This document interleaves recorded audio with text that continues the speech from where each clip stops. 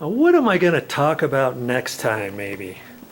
I think it's going to be this electrical outlet right here. I don't know if you can see that really good, but it's pushed into the wall. It's like the top got pushed in somehow, and I'm not quite sure how that happened. Looks like the cover plate is actually cracked down there. You see that? Let's get you in there a little bit closer. See the crack right there?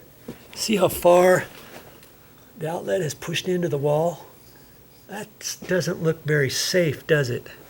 I think that's the next thing I'm going to do. I'm not sure if I got any extra cover plates at the store or not, but I'm going to have to replace that.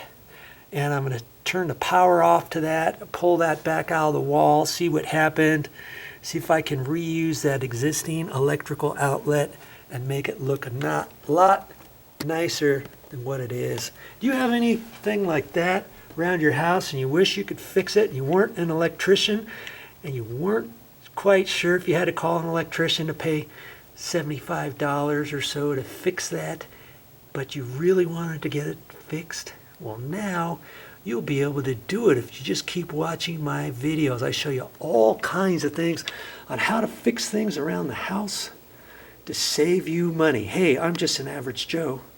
If I can do it, you can do it.